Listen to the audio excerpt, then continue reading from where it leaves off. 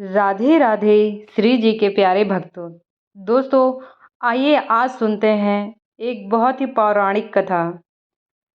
राधा रानी की मृत्यु कैसे हुई थी, श्री कृष्ण ने क्यों तोड़ दी थी बांसुरी। तो दोस्तों, पौराणिक ग्रंथों के अनुसार जब भगवान विष्णु ने कंस के वध के लिए श्री कृष्ण का अवतार लिया, तब उसी दौरान उनके प्रेम के रूप में राधा रानी का जन्म वृंदावन में हुआ। राधा जी के माता पिता का नाम वृषभानु और कीर्ति था। आपको जानकर हैरानी होगी कि कई धर्म ग्रंथों में लिखा है कि जन्म के कई साल तक राधा रानी भी नहीं देख सकती थी, क्योंकि जन्म से पहले ही राधा रानी ने यह तय कर लिया था कि पृथ्वी लोक पर उनके द्वारा सबसे पहले देखी जाने वाली चीज श्री कृष्ण का मुख होगा, और जब तक वो पृथ्वी लोक पर कुछ भी नहीं देखेंगी। इस बात से आप अंदाजा लगा सकते हैं कि राधा कृष्ण का यह प्रेम पृथ्वी लोक में जन्म लेने से पहले ही अनंत था। भागवत पुराण की माने तो श्री कृष्ण ने अपना ज्यादातर बचपन गोकुल में बिताया, जहां उनकी दिव्य शक्ति के कारण उनकी चर्चा चारों ओर फैली।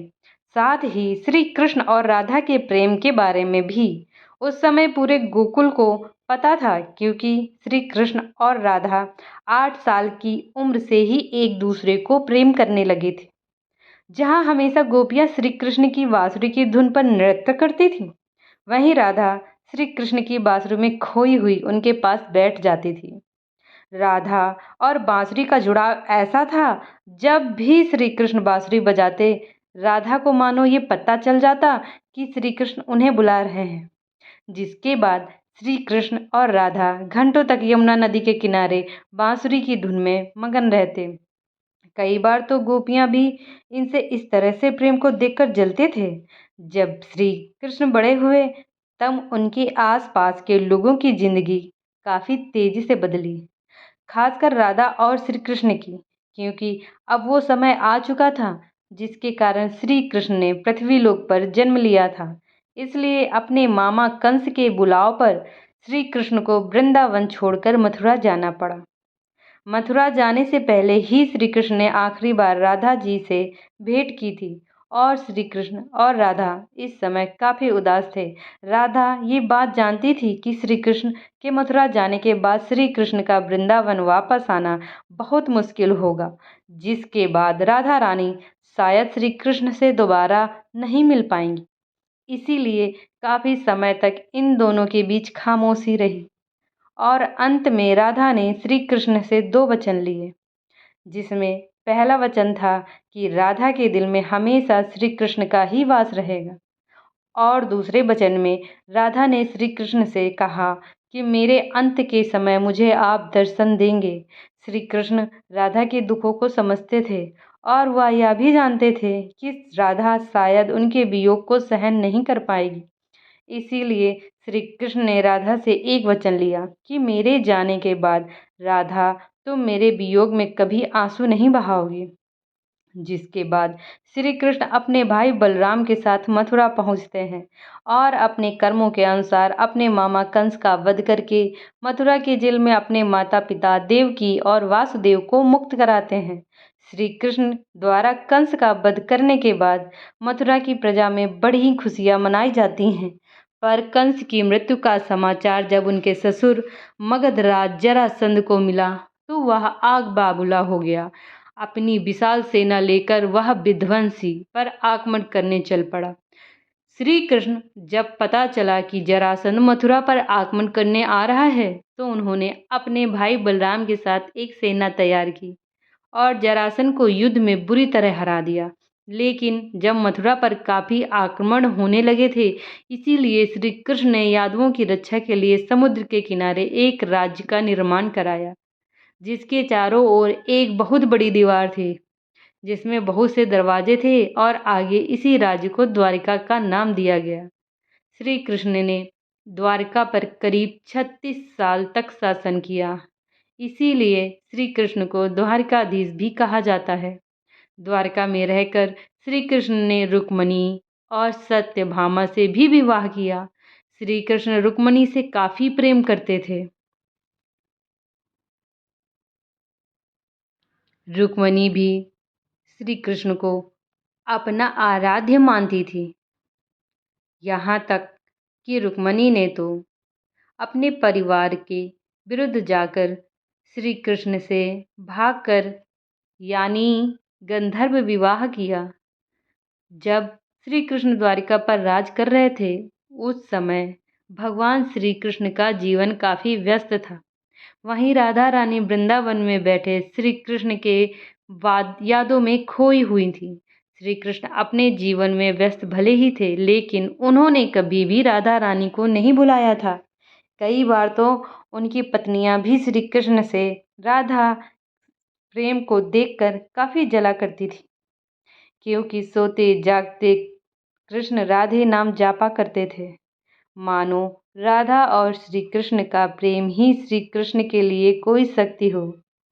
वैसे कुछ कथाओं में ये लिखा गया है कि खुद ब्रह्मा जी ने आकर बचपन में ही राधा रानी और श्री कृष्ण का विवाह करवाया था, लेकिन ज़्यादातर धर्म ग्रंथों में इसके बारे में कोई उल्लेख नहीं मिलता।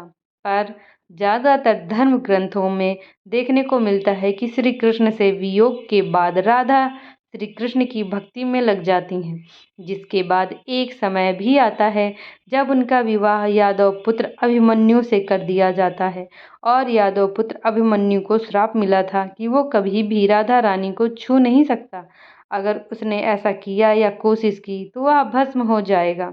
राधा रानी विवाहित जीवन में संख्याक तक रहकर अपनी समस्त जिम्मेदारियां पूरी करती रहीं और फिर उन्होंने अपनी सभी जिम्मेदारियों से मुक्त होकर अपने प्रेम श्री कृष्ण से मिलने का फैसला किया।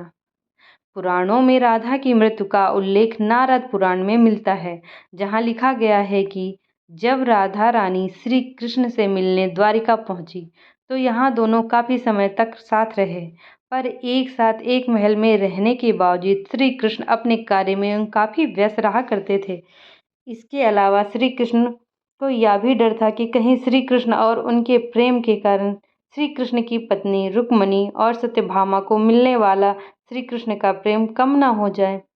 इसीलिए राधा रानी ने श्री कृष्ण को बिना बताए द्वारका छोड़ दिया और वापस वृंदावन चली गई। लेकिन अब राधा रानी का अंतिम समय आ चुका था, जिसके बाद राधा रानी ने अपने अंतिम समय में श्री कृष्ण को उनकी वचन की याद दिलाई कि कैसे श्री कृष्ण ने मथुरा जाते समय राधा रानी को उनके अंतिम समय में पास रहने का वचन दिया था। जैसे ही श्री कृष्ण को राधा रानी के अंतिम समय का आभास हुआ तो वे तुरंत ही राधा रानी के पास पहुंच जाते हैं। अपने प्रेम को इस तरह से अंतिम सांसें लेते देख श्री कृष्ण काफ़ी भावुक हो गए थे, जिसके बाद श्री कृष्ण ने राधा से अंतिम समय में कुछ मांगने को कहा था। राधा रानी ने पहले तो श्री कृष्ण से कुछ नहीं मांगा, लेकिन जब श्री कृष्ण ने जोर दिया तो राधा ने कहा कि मेरी बस एक ही इच्छा है कि मुझे मेरे अंतिम समय में आपके साथ वैसे ही पल बिताने हैं जैसे हम वृंदावन में एक ही साथ बांसुरी की धुन में समय बिताते थे। राधा रानी के ऐसे वचन सुनकर श्री कृष्ण ने अपनी बांसुरी उठाई और मधुर आवाज़ में उसे बजाना आरंभ कर दिया। बांसुरी बजने के दौरान श्री कृष्ण और राधा लगातार एक दूसरे को देख रहे थे और दोनों की आंखों में एक दूसरे के प्रेम के कारण आंसू थे। इसी तरह वृंदावन के पुरानी यादों में और श्री कृष्ण की बाहों में राधा जी ने अपनी अंतिम सांसें ली।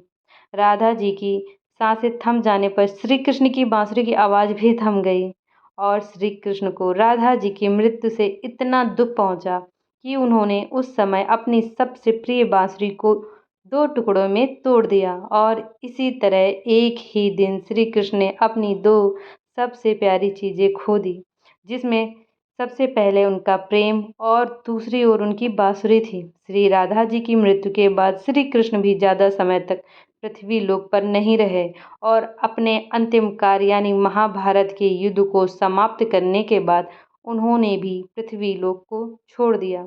तो दोस्तों, कैसी लगी कहानी कमेंट बॉक्स में ज़रूर बताइएगा दोस्तों, इसलिए मैं ऐसी ही कहानियाँ आप तक पहुँचाती रहूँगी। जय श्री कृष्णा, राधे राधे।